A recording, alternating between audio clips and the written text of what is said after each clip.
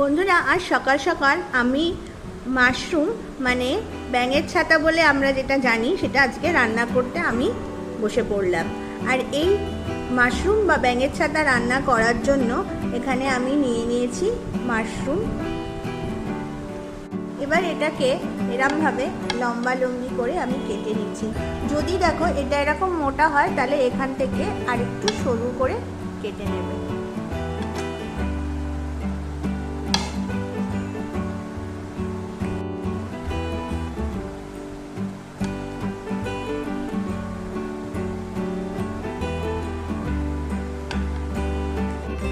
আমি এখানে মাশরুমটাকে ভালো করে ধুয়ে নিয়েছি।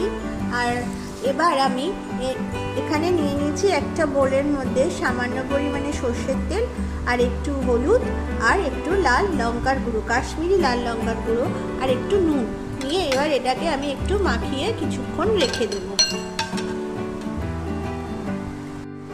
এখানে আমি নিয়ে নিয়েছি রান্নাটা করার জন্য পেঁয়াজ কুচি, টমেটো কুচি, নিয়ে নিয়েছি ক্যাপসিকাম, আদা আর গোটা রসুন। আদা আর রসুনটাকে আমি পেস্ট করে নেব। এখানে আমি কড়াইতে দিয়ে দিয়েছি সর্ষের তেল আর এবার এর মধ্যে আমি দিয়ে দিচ্ছি পেঁয়াজ কুচি,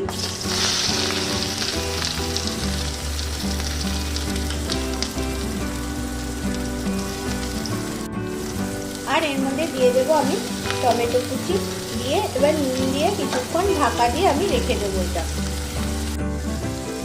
এবার আমি এর মধ্যে দিয়ে দিচ্ছি আদা আর রসুনের পেস্ট। এবার দিয়ে দিচ্ছি ক্যাপসিকাম গুলো দিয়ে মশলাটাকে এখন ভালো করে আরেকটু কষিয়ে নেব। তোমরা দেখতে পাচ্ছ বন্ধুরা এখানে কতটা মশলার থেকে তেল ছাড়তে শুরু করেছে। মশলাটা কিন্তু অনেকটাই এখানে কষানো, আদা রসুন দিয়ে যে মশলাটা করেছিলাম সেটা কষানো এখানে কমপ্লিট। এবার আমি এর মধ্যে দিয়ে দেব ধনে আর কাঁচা লঙ্কা বাটা দিয়ে মশলাটাকে আবারও একটু জল দিয়ে ভালো করে কষিয়ে নেব। এখানে আমাদের মশলাটা কষানো একদম কমপ্লিট।